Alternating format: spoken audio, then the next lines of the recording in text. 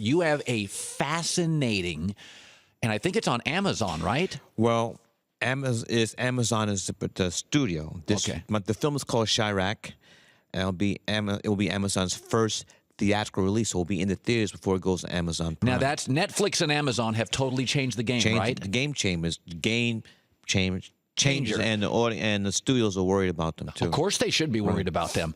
So you come out with a movie called Chiraq. It's a combination. Chiraq. Right.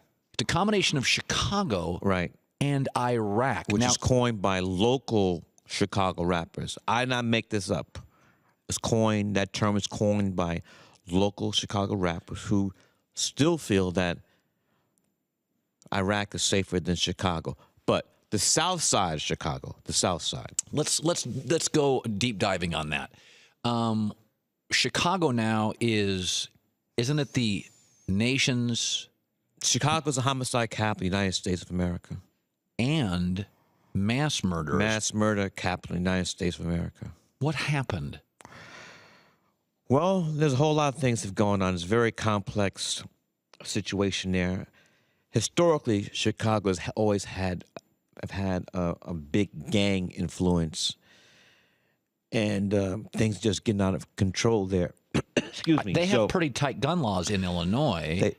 I do, but you get in the car half an hour, you're in Indiana. So that's where the guns come from. Just like in New York. New York is very, very tight. New York City is very, very tight guns, but the guns come from Florida, Georgia, Virginia, so they come from the south of New York City. So in this movie, the premise is fascinating to me. Let's start there. Well, the premise comes from 411 BC. I wasn't around. The great Greek playwright Aristophanes wrote a play called Lysistrata. And in this play, it's a satire. In this play, the main character, Lysistrata, she's tired of the war that's going on. Mm-hmm.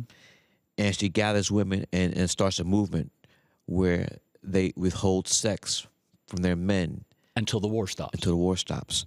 So we took that premise from 411 BC and moved it to contemporary South Side Chicago.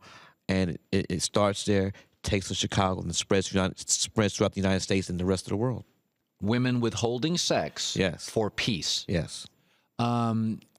I find my wife has a history in Chicago, spent a lot of time there in the hospitality business. Right. It's an incredible city. Chicago's a great city, but also Chicago's also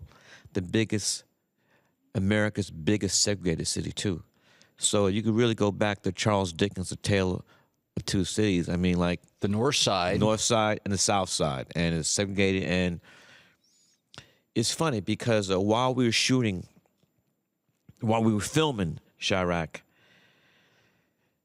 it's amazing. I was there for NFL draft, 250,000 people in Grant Park.